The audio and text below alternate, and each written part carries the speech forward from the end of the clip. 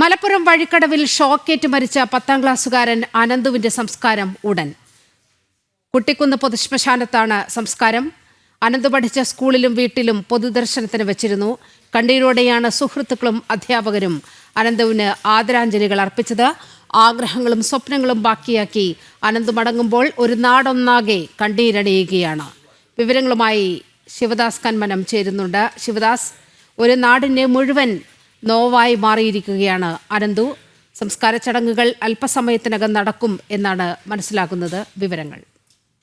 നീലമ, സംസ്കാര ചടങ്ങുകൾ ഇപ്പോൾ ആരംഭിച്ചിട്ടുണ്ട്. ഇവിടെ ശ്മശാനത്തിലാണ്, വീടിന് സമീപത്തുള്ള ശ്മശാനത്തിലാണ് ഇപ്പോൾ സംസ്കാരം നടക്കുന്നത്. ഇപ്പോൾ അതിന്റെ കർമ്മങ്ങളെല്ലാം തന്നെ പുരോഗമിച്ചു കൊണ്ടിരിക്കുകയാണ്. ഇപ്പോൾ സംസ്കാര ചടങ്ങുകൾ അവസാന ഘട്ടത്തിലേക്ക് കടക്കുകയാണ്. കുറെ ആളുകൾ അനുഗമിച്ചുകൊണ്ട് മൃതദേഹം ഈ ശ്മശാനത്തിലേക്ക് എത്തിച്ചു. അതിനുശേഷമാണ് ഇപ്പോൾ ബന്ധുക്കൾ അടക്കമുള്ള ആളുകൾ ഉണ്ടായിരുന്നു. അതിനുശേഷമാണ് ഇപ്പോൾ ഈ സംസ്കാര ചടങ്ങുകൾ ഇപ്പോൾ പുരോഗമിച്ചു കൊണ്ടിരിക്കുന്നത്. അതുമായി ബന്ധപ്പെട്ട ഹിന്ദു ആചാരപ്രകാരമുള്ള കർമ്മങ്ങളെല്ലാം തന്നെ ഇപ്പോൾ അങ്ങനെ നടന്നു കൊണ്ടിരിക്കുന്നുണ്ട്. ഒരു നാടിന്റെ അല്ലെങ്കിൽ ഒരു വീട്ടുകാരിലെ തന്നെ ഒരു പ്രതീക്ഷ തന്നെയാണ് അനന്തുവിന് ഈ മരണത്തോടെ ഇല്ലാതായിരിക്കുന്നത്. കാരണം നമുക്കറിയാം, 10ാം ക്ലാസ് വിദ്യാർത്ഥിയാണ് അനന്ത്. എല്ലാ കാര്യത്തിലും മുൻപിലായിരുന്നു. പഠനത്തിലും മറ്റ് സ്പോർട്സിലും എല്ലാം കായികമായും എല്ലാം തന്നെ മുന്നിലുള്ള ഒരു വളരെ സ്മാർട്ടായ ഒരു വിദ്യാർത്ഥിയാണെന്നാണ് അനന്തുവിനെ അറിയുന്ന എല്ലാവരും പറയുന്നത്. കൂട്ടുകാരും നാട്ടുകാരും അധ്യാപകരും എല്ലാം തന്നെ അനന്തുവിനെ കുറിച്ച് അത്തരത്തിലുള്ള നല്ല വാക്കുകൾ മാത്രമാണ് പറയാനുള്ളത്. ആ അനന്തു ഇനി ഓർമ്മയായി മാറുകയാണ്. ഇപ്പോൾ അനന്തുവിന്റെ സംസ്കാര ചടങ്ങുകൾ നടന്നുകൊണ്ടിരിക്കുകയാണ്. വീട്ടിലും അതോടൊപ്പം തന്നെ സമീപത്തെ സ്കൂളിലും എല്ലാം തന്നെ പൊതുദർശനത്തിന് വെച്ചു. രാഷ്ട്രീയ, സാമൂഹ്യ, സാംസ്കാരിക രംഗത്തെ പ്രധാനപ്പെട്ട ആളുകളെല്ലാം തന്നെ ഈ പൊതുദർശനത്തിന് വെച്ച സമയത്ത് ഇവിടെ അന്തിമോപചാരം അർപ്പിക്കാനായി എത്തിയിരുന്നു. ഇന്നലെ രാത്രിയിലാണ് അനന്തു ഏകദേശം 8:45 ഈ പന്നിക്കണിയിൽ നിന്നും ഷോക്കേറ്റ് മരിച്ചത്. അനന്തുവും കൂട്ടുകാരും മീൻ പിടിക്കാൻ വേണ്ടി പോയതായിരുന്നു. ഫുട്ബോൾ മത്സരം കഴിഞ്ഞ് അതിനുശേഷം രാത്രി മീൻ പിടിക്കാൻ പോകുന്നതിനിടെ ഫെൻസിംഗിൽ അനധികൃതമായി വെച്ച ഈ പന്നിക്കണിയിൽ നിന്നും ഷോക്കേറ്റാണ് അനന്തു മരിച്ചത്. അതോടൊപ്പം തന്നെ അനന്തുവിന്റെ കൂടെ ഉണ്ടായിരുന്ന ബന്ധുക്കളായ മറ്റ് 2 പേർക്കും വൈദ്യുതാഘാതം ഏറ്റിരുന്നു. അവർ ചികിത്സയിലാണ്. അവരുടെ ആരോഗ്യനില തൃപ്തികരം എന്ന് തന്നെയാണ് ഡോക്ടർമാർ പറയുന്നത്. ഒരാളുടെ നില ഗുരുതരമായിരുന്നു. പക്ഷെ പിന്നീട് ചികിത്സയിലൂടെ ഇപ്പോൾ സാധാരണ ഒരു അവസ്ഥയിലേക്ക് വന്നിട്ടുണ്ട്. അതുകൊണ്ട് പേടിക്കാനില്ലെന്ന് തന്നെയാണ് ഡോക്ടർമാർ പറയുന്നത്. പക്ഷേ അനന്തുവിന്റെ ജീവൻ നഷ്ടപ്പെട്ടു. പോസ്റ്റ്മോർട്ടം റിപ്പോർട്ടിൽ അടക്കം പറയുന്നത് ശരീരത്തിൽ ഉണ്ടായ മുറിവുകളെല്ലാം തന്നെ കത്തിക്കരിഞ്ഞ ഒരു നിലയിലായിരുന്നു. ആന്തരികമായി അത്തരത്തിൽ വലിയ രീതിയിലുള്ള ഒരു വൈദ്യുതാഘാതം തന്നെ അനന്തുവിനെ ഏറ്റിട്ടുണ്ട്. വലിയ വേദന അനന്തു അനുഭവിച്ചിട്ടുണ്ട് ആ സമയത്ത്. ഇന്ന് പോസ്റ്റ്മോർട്ടത്തിൽ തന്നെ പറയുന്നത് മുറിവുകളുടെ ആഴമെല്ലാം തന്നെ കൃത്യമായി വ്യക്തമാക്കുന്നതാണ്. Postmortem report മുഖ്യപ്രതിയെ പിടികൂടിയിട്ടുണ്ട്. കാട്ടുപന്നിയെ വേട്ടയാടുന്ന സംഘമാണ് ഇതിന് പിന്നിൽ. ഇത്തരത്തിൽ ഒരു ഫെൻസിങ്ങിന്റെ മുകളിൽ അനധികൃതമായി വൈദ്യുതി സ്ഥാപിച്ച് കണക്ഷൻ നൽകി വേട്ടയാടുന്ന ഒരു സംഘമാണ് ഇതിന് പിന്നിൽ. വിനീഷ് എന്ന വ്യക്തിയെ, വഴിക്കടവ് സ്വദേശി തന്നെയാണ്, വിനീഷിനെ മുഖ്യപ്രതിയാണ്. വിനീഷിനെ പോലീസ് പിടികൂടിയിട്ടുണ്ട്. ഇപ്പോൾ വഴിക്കടവ് പോലീസ് സ്റ്റേഷനിലാണ് വിനീഷ് ഉള്ളത്. അതിനുശേഷം വിനീഷിനെ അറസ്റ്റ് രേഖപ്പെടുത്തിയിട്ടുണ്ട്. ഇന്നലെ രാത്രിയിൽ തന്നെ വിനീഷും വിനീഷിന്റെ സുഹൃത്തായ കുഞ്ഞു മുഹമ്മദും കസ്റ്റഡിയിലായിരുന്നു. കുഞ്ഞു മുഹമ്മദിന്റെ അറസ്റ്റ് രേഖപ്പെടുത്തിയിട്ടില്ല. ഇയാൾ പ്രതിയല്ലെന്നാണ് പോലീസ് പറയുന്നത്. വിനീഷിന്റെ സുഹൃത്തും മാത്രമാണെന്നാണ് പോലീസ് പറയുന്നത്. നിലവിൽ 2 പേരും ഇപ്പോൾ പോലീസ് കസ്റ്റഡിയിലുണ്ട്. ഇനി മജിസ്ട്രേറ്റിന് മുൻപിൽ വിനീഷിനെ ഹാജരാക്കും. അറസ്റ്റ് രേഖപ്പെടുത്തിയത് കൊണ്ട് തന്നെ വിനീഷിനെ മജിസ്ട്രേറ്റിന് മുൻപിൽ ഹാജരാക്കും. അതിനുശേഷം പോലീസ് റിമാൻഡ് ചെയ്തതിനു ശേഷമായിരിക്കും മറ്റ് തെളിവെടുപ്പ് അടക്കമുള്ള മറ്റ് നടപടികളിലേക്ക് കടക്കുക. എന്തായാലും ഒരു കുരുന്ന് ജീവനാണ്. നമുക്കറിയാം, 10ാം ക്ലാസ് വിദ്യാർത്ഥിയാണ് ഇപ്പോൾ നഷ്ടമായിരിക്കുന്നത്. 2 സഹോദരിമാരാണ് അനന്തുവിന് ഉള്ളത്. അതുകൊണ്ട് തന്നെ ആ ഒരു കുടുംബത്തിന്റെ ഒരു പ്രതീക്ഷ തന്നെയായിരുന്നു. ഏക ആൺതരി കൂടിയാണ് ആ കുടുംബത്തിന് നഷ്ടമായിരിക്കുന്നത്. ഒരു സാധാരണ കുടുംബത്തിൽപ്പെട്ട വിദ്യാർത്ഥിയാണ് അനന്തു. ഈ ഒരു നാട് വഴിക്കടവ് എന്ന് പറയുന്നത് ഒരു മലയോര പ്രദേശം കൂടിയാണ്, ഉൾപ്രദേശം കൂടിയാണ് വഴിക്കടവ്. ഇവിടെ കൂടുതലും മലയോര മേഖലയും വനവും എല്ലാം തന്നെ തിങ്ങി നിറഞ്ഞു നിൽക്കുന്ന ഒരു പ്രദേശം കൂടിയാണ്. ഇവിടെയാണ് ഇവർ ജീവിക്കുന്നത്.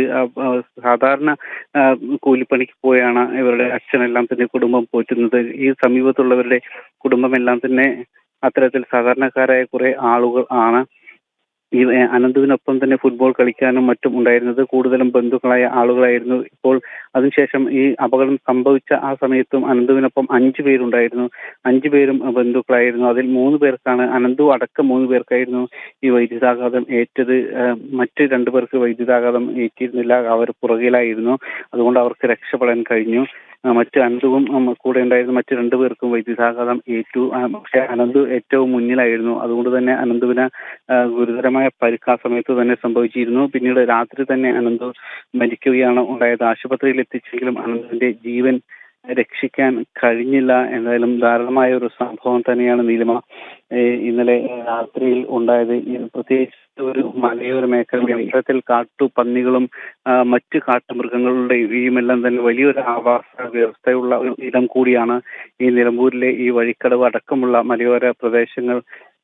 ഈ വഴിക്കടവിന് ഉള്ളിലായിട്ടുള്ള ഒരു പ്രദേശം കൂടിയാണ് വെള്ളക്കട്ട എന്ന സ്ഥലം. വെള്ളക്കട്ട എന്ന പ്രദേശത്താണ് അനന്തവും കുടുംബവും താമസിക്കുന്നത്. മലയോര മേഖല മുതലും ഇതുവരെയെല്ലാം തന്നെ കൃഷിയാണ് ഉപജീവന മാർഗമായി സ്വീകരിച്ചിരിക്കുന്നത്. അത്തരത്തിൽ കൃഷി ഉപജീവന മാർഗമായി ശിവദാസ്, ഈ ഘട്ടത്തിൽ വരുന്ന കാര്യങ്ങൾ എന്ന് പറയുന്നത് സർക്കാർ പൂർണ്ണമായും ഈ വിഷയത്തിൽ കൈയൊഴിഞ്ഞിരിക്കുകയാണ്. അതായത് സ്വകാര്യ വ്യക്തിയുടെ സ്ഥലത്താണ്, സ്വകാര്യ വ്യക്തിയാണ് ഇത്തരത്തിൽ പന്നിക്കണി വെച്ചിരിക്കുന്നത്. പക്ഷേ ഇപ്പോൾ വരുന്ന വാർത്തകൾ അനുസരിച്ച് ഈ പന്നിക്കണി വെച്ചിരുന്ന കാര്യം KSEBയെ വീട്ടുകാർ അറിയിച്ചിരുന്നു, നാട്ടുകാർ അറിയിച്ചിരുന്നു. ഇത്തരത്തിൽ അവിടെ പന്നിക്കണി വെച്ച് ഇങ്ങനെ ഇറച്ചി വിൽപ്പന അവിടെ വ്യാപകമായി നടക്കുന്നുണ്ട് എന്നുള്ള കാര്യം KSEBയെ അറിയിച്ചിരുന്നു. പക്ഷേ KSEB ഒരു നടപടിയും എടുത്തില്ല. അപ്പോൾ സർക്കാർ സംവിധാനങ്ങൾ പാടെ ഈ വിഷയം നിരാകരിക്കുമ്പോൾ ഉയരുന്ന ആരോപണം KSEBക്കെതിരെയാണ്. എങ്ങനെയാണ് നാട്ടുകാർ ഈ വിഷയത്തിൽ പ്രതികരിക്കുന്നത്? തീർച്ചയായും നാട്ടുകാർ വലിയൊരു പ്രതിഷേധത്തിൽ തന്നെയാണ്. കാരണം പ്രത്യേകിച്ച് മലയോര മേഖല കൂടിയാണ് ഇത്. ഇവിടെ ഈ വന്യമൃഗ ശല്യം അതിരൂക്ഷമാണ്. ഈ വിഷയത്തിൽ നാട്ടുകാരുടെ വലിയ രീതിയിലുള്ള ഒരു പ്രതിഷേധം നേരത്തെ തന്നെയുണ്ട്. ഇതിനിടയിലാണ് ഇത്തരത്തിലുള്ള നായാട്ട് സംഘങ്ങളുടെ ഒരു ശല്യവും ഈ നാട്ടുകാർക്ക് വലിയൊരു ഭീഷണിയായി മാറുന്നത്. മുൻപും ഇത്തരത്തിൽ പന്നിക്കണിയിൽ തട്ടി ഷോക്കേറ്റ് മരിക്കുന്ന സംഭവങ്ങൾ ഈ നിലമ്പൂരിൽ തന്നെ ഉണ്ടായിട്ടുണ്ട്. അതുമായി ബന്ധപ്പെട്ട് നേരത്തെയും പരാതികളെല്ലാം തന്നെ നൽകിയിരുന്നു. പക്ഷേ വനം വകുപ്പും സംസ്ഥാന സർക്കാരുമെല്ലാം പൂർണ്ണമായും കൈയൊഴിയുന്ന ഒരു നിലപാടുകളാണ് അന്നും സ്വീകരിച്ചത്. ഇപ്പോഴും അത് തന്നെയാണ്. വനം മന്ത്രി എന്ന് ഈ സംഭവം ഉണ്ടായ സമയത്ത് തന്നെ കൈയൊഴിഞ്ഞിരുന്നു. ഇത് ഞങ്ങളുടെ ഉത്തരവാദിത്വമല്ല എന്ന് പറഞ്ഞ് വനം വകുപ്പുമായി ബന്ധപ്പെട്ട് ഒരു തരത്തിലുമുള്ള ഒരു ബന്ധവും ഈ സംഭവത്തിൽ ഇല്ല. ഒരു സ്വകാര്യ വ്യക്തിയുടെ സ്ഥലത്താണ് ഈ സംഭവം ഉണ്ടായിരിക്കുന്നത്. മാത്രമല്ല അത് KSEBയുമായി ബന്ധപ്പെട്ടതാണ്, വൈദ്യുതി വകുപ്പുമായി ബന്ധപ്പെട്ടതാണ് ഈ വിഷയം എന്ന് പറഞ്ഞ് തുടക്കത്തിൽ തന്നെ വനം മന്ത്രി ഈ വിഷയത്തിൽ നിന്നും കൈ കഴുകിയിരുന്നത്. സമാനമായ നിലപാട് തന്നെയാണ് KSEB അധികൃതർക്കും ഉള്ളത്. അവരും അത് തന്നെയാണ് പറയുന്നത്. വൈദ്യുതി മന്ത്രി കൃഷ്ണൻകുട്ടി സമാനമായ മറുപടി തന്നെയാണ് പറയുന്നത്. അനധികൃതമായി ആണ് ഈ കാര്യം ചെയ്തിരിക്കുന്നത്, അത് പരിശോധിക്കും എന്ന് അദ്ദേഹം പറയുന്നു. പക്ഷേ ഈ കുടുംബത്തിന് വേണ്ടിയിട്ടുള്ള മറ്റ് നഷ്ടപരിഹാരം അല്ലെങ്കിൽ അത്തരത്തിലുള്ള ഏതെങ്കിലും തരത്തിലുള്ള ആശ്വാസ നടപടികൾക്കോ ഒന്നും തന്നെ നിലവിൽ സംസ്ഥാന സർക്കാരുമായി ബന്ധപ്പെട്ട ഭരണ സംവിധാനങ്ങളോ ഇതുവരെ ഒരു നടപടിയും സ്വീകരിച്ചിട്ടില്ല. ഇപ്പോഴും പൂർണ്ണമായും കൈയൊഴിയുന്ന ഒരു നിലപാട് തന്നെയാണ് സംസ്ഥാന സർക്കാർ സ്വീകരിച്ചിരിക്കുന്നത്. ഈ ഒരു വിഷയം അതേ നിലപാട് തന്നെയാണ് UDF ഇപ്പോൾ നിലമ്പൂരിൽ ഉപതെരഞ്ഞെടുക്കുക. ഈ വിഷയം ആ രീതിയിൽ ഉയർത്തി കാണിക്കാനുള്ള ഒരു നീക്കം മാത്രമാണ് UDF ഈ വിഷയത്തിൽ. അതായത് ശിവദാസ്, ആദ്യം തന്നെ ഈ വിവാദം തുടങ്ങി വെക്കുന്നത് സർക്കാർ സംവിധാനങ്ങൾ തന്നെയാണ്. ഇത് രാഷ്ട്രീയ ഗൂഢാലോചനയാണ് എന്നതാണ് ഈ കുരുന്നിൻ്റെ മരണമുണ്ടായപ്പോൾ വനമന്ത്രിയിൽ നിന്നുള്ള പ്രതികരണമുണ്ടായത്. അതുപോലെ CPM സംസ്ഥാന സെക്രട്ടറി MV ഗോവിന്ദനിൽ നിന്നൊക്കെയുള്ള റിയാക്ഷൻ ഉണ്ടായത് ആ രീതിയിലാണ്. ഇതൊരു രാഷ്ട്രീയ ഗൂഢാലോചനയാണ്. എത്ര മ്ലേച്ഛമായ രീതിയിലാണ് ഈ വിഷയത്തെ സർക്കാർ സംവിധാനങ്ങൾ കണ്ടത് എന്നതാണ് ഇപ്പോൾ ചിന്തിക്കേണ്ട ഒരു വിഷയം. വളരെ കൃത്യമായി KSEB പ്രതിക്കൂട്ടിൽ നിൽക്കുന്ന ഒരു സാഹചര്യമുണ്ട്. ഈ പന്നിക്കണി വെച്ച കാര്യം KCBക്ക് അറിയാമായിരുന്നു, KCBക്ക് പരാതി നൽകിയതാണ് നാട്ടുകാർ എന്നുള്ള വിവരങ്ങളൊക്കെ പുറത്തു വരുമ്പോൾ എങ്ങനെയാണ് ആ, ഈ ഇതിന്റെ ഉത്തരവാദിത്വത്തിൽ നിന്ന് സർക്കാരിന് ഒഴിഞ്ഞു മാറാൻ ആകുക? തീർച്ചയായും സൂചിപ്പിച്ചതുപോലെ തന്നെ സംസ്ഥാന പൂർണ്ണമായും ഈ വിഷയത്തിനും കൈ കഴുകുന്ന ഒരു നിലപാട് തന്നെയാണ് ഇപ്പോൾ സ്വീകരിച്ചിരിക്കുന്നത്. കാരണം മുൻപും ഇവിടെ സമാനമായ അവസ്ഥകൾ ഉണ്ടായിരുന്നു. അതായത് ഫെൻസിംഗിൽ ഇത്തരത്തിൽ അനധികൃതമായി വൈദ്യുതി സ്ഥാപിച്ച് കാട്ടുമൃഗങ്ങളെ വേട്ടയാടുന്ന ഒരു സംഘം ഈ പ്രദേശത്തെല്ലാം തന്നെ സജീവമായി ഉണ്ട്. അത്തരത്തിൽ ഇത് കാലങ്ങളായി തുടരുന്നുണ്ട്. ആ സംഘത്തിൽപ്പെട്ട ആളുകൾ തന്നെയാണ് ഇന്നലെയും ഇത്തരത്തിൽ വൈദ്യുതി ലൈൻ ഇങ്ങനെ കണക്ഷൻ നൽകി ഒരു കുട്ടിയുടെ ജീവൻ പോലും ഇല്ലാതാക്കുന്ന തരത്തിലുള്ള രീതികളെല്ലാം തന്നെ ചെയ്തത്. ഫെൻസിംഗിൽ അത്തരത്തിലുള്ള വൈദ്യുതി കണക്ഷൻ നൽകുകയും ഒരു കുട്ടിയുടെ ജീവൻ അതുവഴി നഷ്ടപ്പെടുകയും ചെയ്തു. ഇതുമായി ബന്ധപ്പെട്ട് മുൻപും നാട്ടുകാർ പരാതി നൽകിയിരുന്നു. അനധികൃതമായി ഇത്തരത്തിൽ വൈദ്യുതി കണക്ഷനുകൾ എടുത്ത് ഈ ഫെൻസിംഗിലേക്ക് കണക്ട് ചെയ്ത് അതിനുശേഷം കാട്ടുമൃഗങ്ങളെ പിടികൂടുന്ന ഒരു സംഘം പ്രവർത്തിക്കുന്നുണ്ട് എന്നുള്ളത് കൃത്യമായി തന്നെ തദ്ദേശ സ്ഥാപനങ്ങളിലടക്കം ഈ നാട്ടുകാർ പരാതി നൽകിയിരുന്നു. പക്ഷേ ആ പരാതി ഫയലിൽ അങ്ങനെ ഉറങ്ങിക്കിടക്കുന്ന സാഹചര്യം തന്നെയാണ് ഇപ്പോഴും ഉള്ളത്. പരാതി മുൻപും നൽകിയിട്ടുണ്ട്. ഇപ്പോഴും ഇതുമായി ബന്ധപ്പെട്ടുള്ള അടുത്ത കാലങ്ങളിലും ഇതുമായി ബന്ധപ്പെട്ടുള്ള പരാതികളെല്ലാം തന്നെ നൽകിയിട്ടുണ്ട്. പക്ഷേ ആ പരാതികൾ ആ ഫയലിൽ ഉറങ്ങിക്കിടക്കുന്ന ഒരു സാഹചര്യം തന്നെയാണ് ഇപ്പോഴും ഉള്ളത്. ഒരു കുട്ടിയുടെ ജീവൻ നഷ്ടപ്പെട്ടിട്ട് പോലും ഇപ്പോഴും അതിൽ നിന്നും കൈ കഴുകുന്ന ഒരു നിലപാട് തന്നെയാണ് സംസ്ഥാന സർക്കാരും മറ്റ് ബന്ധപ്പെട്ട തദ്ദേശ സ്ഥാപനങ്ങളും തുടരുന്നത്. കാരണം ഈ സംഭവം ഉണ്ടായ ആ സമയത്ത് തന്നെ വനം മന്ത്രിയും വൈദ്യുതി മന്ത്രിയും എല്ലാം തന്നെ അത്തരത്തിലുള്ള നിലപാടുകളാണ് പറഞ്ഞത്. വനമന്ത്രി പറഞ്ഞത് ഇതിന് പിന്നിൽ രാഷ്ട്രീയ ഗൂഢാലോചനയുണ്ട്, അത് അന്വേഷിക്കണം എന്നാണ് തുടക്കത്തിൽ തന്നെ വനം മന്ത്രി പറഞ്ഞത്. അതായത് നിലവിൽ ഇവിടെ ഒരു നാടിന്റെ ഒന്നാകെ നോവായി മാറുകയാണ് മലപ്പുറം വഴിക്കടവിൽ ഷോക്കേറ്റ് മരിച്ച 10ാം ക്ലാസ്സുകാരൻ അനന്തു. മലപ്പുറം വഴിക്കടവിൽ ഷോക്കേറ്റ് മരിച്ച 10ാം ക്ലാസ്സുകാരൻ അനന്തുവിന്റെ സംസ്കാരം ഉടൻ നടക്കും. കുട്ടിക്കുന്ന് പൊതുശ്മശാനത്താണ് സംസ്കാരം നടക്കുക. ശിവദാസ് കന്മനം ഒരിക്കൽ കൂടി ചേരുന്നുണ്ട്. ശിവദാസ്, ഒരു നാടിന്റെ ഒന്നാകെ വലിയ വേദനയായി മാറിയിരിക്കുകയാണ് അനന്തു. കണ്ണീരോടെയാണ് സുഹൃത്തുക്കളും അധ്യാപകരും അനന്തുവിന് ആദരാഞ്ജലികൾ അർപ്പിച്ചിരിക്കുന്നത്. ഇപ്പോൾ വീട്ടിലെ ചടങ്ങുകൾ പൂർത്തിയായോ? വിവരങ്ങൾ. മറ്റ് പൊതുദർശനവും എല്ലാം കഴിഞ്ഞ് ഇപ്പോൾ സംസ്കാരം ഇപ്പോൾ നടന്നുകൊണ്ടിരിക്കുകയാണ്. ഇപ്പോൾ ശ്മശാനത്തിൽ ഈ മൃതദേഹം എത്തിച്ച് ഇപ്പോൾ സംസ്കാരം നടപടികളെല്ലാം തന്നെ നടന്നുകൊണ്ടിരിക്കുന്നു. അതിന്റെ അവസാന ഘട്ടത്തിലേക്ക്, കർമ്മങ്ങളുടെ എല്ലാം തന്നെ അവസാന ഘട്ടത്തിലേക്ക് എത്തിയിരിക്കുകയാണ്. ഇപ്പോൾ ബന്ധുക്കളും കുറച്ച് ആളുകളുമാണ് ഈ ശ്മശാന ഭൂമിയിലേക്ക് എത്തിയിട്ടുള്ളത്. ഇപ്പോൾ അതുമായി ബന്ധപ്പെട്ടുള്ള സംസ്കാര നടപടികൾ ഇപ്പോൾ പുരോഗമിച്ചുകൊണ്ടിരിക്കുകയാണ്. ഒരു നാടിനെ തന്നെ ദുഃഖത്തിലാഴ്ത്തിക്കൊണ്ട് ആണ് 15 വയസ്സ് മാത്രം പ്രായമുള്ള അനന്തു അപ്രതീക്ഷിതമായി വിടവാങ്ങിയത്. നാട്ടുകാരുടെയും വീട്ടുകാരുടെയും മറ്റ് സ്കൂൾ സഹപ്രവർത്തകരുടെയും എല്ലാം തന്നെ അവരുടെ അടുത്ത ഒരു കൂട്ടുകാരനെ അല്ലെങ്കിൽ മകനെ ആണ് അവർക്ക് നഷ്ടമായിരിക്കുന്നത്. വളരെ സ്മാർട്ടായി എല്ലാവരോടും വളരെ സ്നേഹത്തോടു കൂടി പെരുമാറിയിരുന്ന, വളരെ കായിക മേഖലയിലടക്കം കഴിവ് തെളിയിച്ചിരുന്ന ഒരു വിദ്യാർത്ഥിയെ കൂടിയാണ് നാടിന് നഷ്ടമായിരിക്കുന്നത്. അതിന്റെ ആ ഒരു സങ്കടം നാട്ടുകാരുടെ എല്ലാവരുടെയും മുഖത്തുണ്ട്. അവർ കണ്ണീരോടെയാണ് യാത്രയാക്കിയത്. വീട്ടിലും പൊതുദർശനത്തിന് വെച്ച സമയത്തുമെല്ലാം തന്നെ നൂറുകണക്കിന് ആളുകളാണ്, മറ്റ് സാമൂഹ്യ സാംസ്കാരിക മേഖലയിലുള്ള ആളുകളും അതോടൊപ്പം തന്നെ അനന്തുവിന്റെ കൂടെ പഠിക്കുന്ന സ്കൂളിലെ മറ്റ് വിദ്യാർത്ഥികളും ബന്ധുക്കളും അടക്കം നൂറുകണക്കിന് ആളുകൾ കണ്ണീരോടെ അവസാന കാഴ്ച കാണാൻ, അന്തിമോപചാരം അർപ്പിക്കാൻ അനന്തുവിന്റെ വീട്ടിലേക്ക് എത്തി. വീട്ടിലേക്കും പൊതുദർശനം നടത്തിയ സ്കൂളിലെല്ലാം തന്നെ നൂറുകണക്കിന് ആളുകളാണ് അവസാനമായി ഒരു നോക്ക് കാണുന്നതിന് വേണ്ടി എത്തിയത്. ഇപ്പോൾ പൊതുദർശനമെല്ലാം കഴിഞ്ഞ് സംസ്കാര ചടങ്ങുകൾ ഇപ്പോൾ നടന്നുകൊണ്ടിരിക്കുകയാണ്. സമീപത്ത് തന്നെയുള്ള ഒരു ശ്മശാനത്താണ് ഇപ്പോൾ, ശ്മശാന ഭൂമിയിലാണ് ഇപ്പോൾ ആ ചടങ്ങ് നടന്നുകൊണ്ടിരിക്കുന്നത്. മൃതദേഹം സംസ്കരിക്കുന്ന ആ ചടങ്ങ് ആണ് ഇപ്പോൾ നടന്നുകൊണ്ടിരിക്കുന്നത്. ഒരു നാല് ദുഃഖത്തിലായിട്ട് ഇന്നലെ രാത്രിയിൽ ആണ് ദാരുണമായ ഈ ഒരു അപകടം ഉണ്ടായത്. വരുത്തി തീർത്ത ഒരു അപകടം, മറ്റൊരു മനുഷ്യനെ ഇല്ലാതാക്കിയ ഒരു സംഭവം. കാട്ടുപന്നിയെ പിടികൂടുന്നതിന് വേണ്ടി വെച്ച ഫെൻസിംഗിൽ നിന്നും ഷോക്കേറ്റ് വൈദ്യുതാഘാതമേറ്റാണ് 15 വയസ്സ് മാത്രം പ്രായമുള്ള 10ാം ക്ലാസ് വിദ്യാർത്ഥിയായ അനന്തുവിന്റെ ജീവൻ നഷ്ടമാകുന്നത്. ഇപ്പോൾ അനന്തു ഇനി ഓർമ്മയിലേക്ക് മറയുകയാണ്. നിരവധി ആളുകളുടെ സ്നേഹം അനന്തുവിന് ഉണ്ടായിരുന്നു. തിരിച്ച് അനന്തു അത്രത്തോളം ഒരു നാടിന് പ്രിയപ്പെട്ടവൻ കൂടിയായിരുന്നു അനന്തുവാണ് ഇനി ഓർമ്മയിലേക്ക് മറയുന്നത്. അനന്തുവിന്റെ കൂടെ മറ്റ് രണ്ടുപേർ കൂടി ഇത്തരത്തിൽ വൈദ്യുതാഘാതം ഏറ്റിരുന്നു. പക്ഷെ അവരുടെ ആരോഗ്യസ്ഥിതി തൃപ്തികരമാണെന്നത് വലിയ ആശ്വാസം തന്നെയാണ്. ഡോക്ടർമാരെ ബന്ധപ്പെട്ടപ്പോഴും ആരോഗ്യസ്ഥിതി തൃപ്തികരം എന്ന് തന്നെയാണ് പറഞ്ഞത്. അത് വലിയ ആശ്വാസം തന്നെയാണ്. എന്തായാലും അനന്തുവിന്റെ ജീവൻ നഷ്ടപ്പെട്ടിരിക്കുന്നു. സംഭവത്തിൽ ഇപ്പോൾ നിലവിൽ അറസ്റ്റിലായ മുഖ്യപ്രതി വിനീഷ് ഇപ്പോഴും വഴിക്കടവ് പോലീസ് സ്റ്റേഷനിൽ ആണ് ഉള്ളത്. ഇന്ന് മജിസ്ട്രേറ്റിന് മുൻപിൽ ഹാജരാക്കും. അതിനുശേഷം ആയിരിക്കും മറ്റ് തുടർ നടപടികളെല്ലാം തന്നെ ഉണ്ടാവുക. റിമാൻഡിൽ ആയ ശേഷമായിരിക്കും കൂടുതൽ ചോദ്യം ചെയ്യലും അടക്കമുള്ള മറ്റ് നടപടികളിലേക്ക് പോലീസ് കടക്കുക. നിലവിൽ വഴിക്കടവ് പോലീസായിരുന്നു അന്വേഷിച്ചിരുന്നത്. പിന്നീട് അത് ജില്ലാ ക്രൈംബ്രാഞ്ചിന് വിട്ടിട്ടുണ്ട്. ജില്ലാ ക്രൈംബ്രാഞ്ച് ഡിവൈഎസ്പി അലവി ആണ് ഈ കേസ് അന്വേഷിക്കുക. മലപ്പുറം SP ആണ് ഈ കേസ് ക്രൈംബ്രാഞ്ചിനെ വിട്ടുകൊണ്ടുള്ള ഉത്തരവ് നൽകിയിരിക്കുന്നത്. അനന്തുവിന്റെ പോസ്റ്റ്മോർട്ടം റിപ്പോർട്ടിൽ പറയുന്നത് ക്രൂരമായ രീതിയിൽ അല്ലെങ്കിൽ ഒരു വലിയ മുറിവുകളാണ് അനന്തുവിന്റെ ശരീരത്തിൽ ഉണ്ടായിരുന്നത്.